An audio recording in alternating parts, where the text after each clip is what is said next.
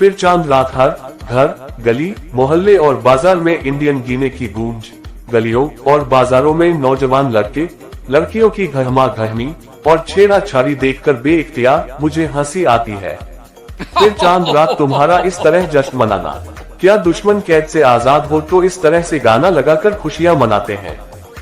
सच तो ये है कि तुमने मुझे दुश्मन समझा ही कब था। मेरी रिहाई पर तुम्हारी खुशी और इस्तकबाल साबित करता है कि तुम मुझसे कितनी वलीहाना अकीदत और मोहब्बत रखते हो। रहा ईद उल फितर वाला दिन, तो जौहर के वक्त मेरे कारिंदे तमाम मस्जिद के बाहर सीटियां बजाते गुनगुना रहे होते हैं। उठकर चिल्लाना शुरू कर दिया कि सुनाओ कैसा बदला लिया रमजान की कैद का। कहाँ गई टोपी, तस्बीह, मिसवाक, नमाज, रोजे, एतेकाफ, मस्जिदें उसी तरह वीरान।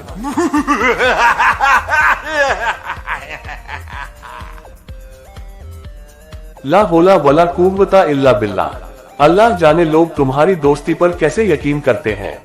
तुम्हारे तो एक लफ्ज से इंसानी दुश्मनी की बू आ रही है। जी तो नहीं चाहता कि मजीद कोई सवाल करूं, मगर ये बताओ कोई ऐसा वाकया जहां तुम्हें बुरी तरह नाकामी का सामना करना पड़ा हो और तुम्हारा हरबा नाकाम हो गया हो।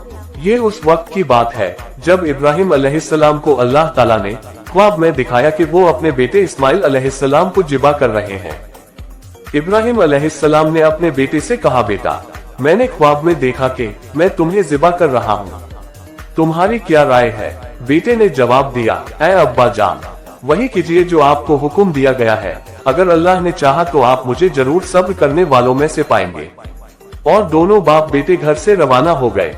बेटा अपनी जवानी, अपना हुस्न, अपनी उम्मीद और उमंगों की दुनिया कुर्बान करने के लिए खुशी खुशी जा रहा था और बाप अपनी 100 साल दुआओं का समर, अपने लगते जिगर और नूरे नजर को कुर्बान करने जा रहा था।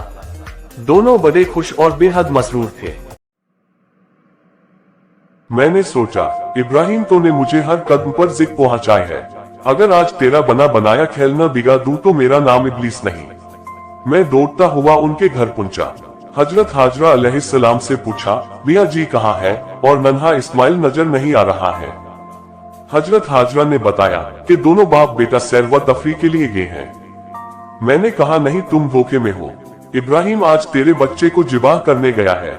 दौड़ो और फौरन अपने बच्चे को बचाओ, वरना चंद लम्हों के बाद उसकी लाश तुम्हारे सामने होगी। कहने लगी, कभी बाप भी अपने बेटे को कत्ल करता है और फिर इब्राहिम अलैहिस्सलाम जैसा बाप, वो तो अपने बेटे से बहुत प्यार करते हैं। तुम झूठ बोल रहे हो, दफा हो जाओ यहाँ से। मैंने कहा, तुम भोली बनी बैठी हो, वो आज जरूर तेरे बच्चे को जिबाह कर देगा, इसलिए अल्लाह ने उसे हुक्म दिया है। अल्लाह का नाम सुनते ही हाजरा ने कहा, अगर अल्लाह ताला का हुक्म है तो मुझे कोई एतराज नहीं। ये तो एक इस्माइल है, अगर 1000 इस्माइल हो तब भी अल्लाह सुब्हानहू ताला के एक इशारे पर कुर्बान कर दूं। माँ का दिल बड़ा नर्म होता है।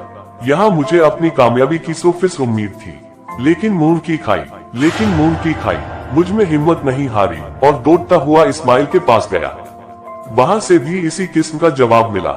हिम्मत करके आखिरी बार आजमाने के लिए इब्राहिम अलैहिस्सलाम से जाकर उलझ पड़ा।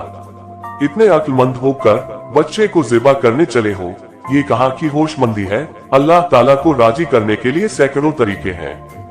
बुढ़ापे में एक बच्चा मिला, वो भी इतना हुसैन जिसे देखकर चांद भी शर्मा जाए। ऐसे खूबसूरत बच्चे को जिबाह करने चले हो, तुम्हारा तो नाम लेने वाला कोई नहीं रहेगा। नस्ल खत्म हो जाएगी, खानदान मिट जाएगा। अगर अल्लाह ने ये हुक्म देना होता तो जिब्राइल को भेजता। इब्राहिम अलैहिस्सलाम ने जमीन से पत्थर उठाया और मुझे दे मारा। 3 दफा ऐसा किया, मेरी आंखें फटी की फटी रह गईं। मैंने जान लिया कि आज किसी अल्लाह के बंदे से वास्ता पड़ा है। बेइख्तियार मेरे मुंह से निकला, इब्राहिम ऐसे ही नहीं, तेरे रब ने तुझे इमामुल नास के अजीम मनसब पर फाइज कर दिया। तूने हर आजमाइश में पूरा उतरकर वफा का हक अदा कर दिया। अब इसी वाकया की सुन्नत के तौर पर तुम लोग ईद अल अधा के मौका पर लाखों की तादाद में ऊंट, गाय और बकरे कुर्बान करते हो।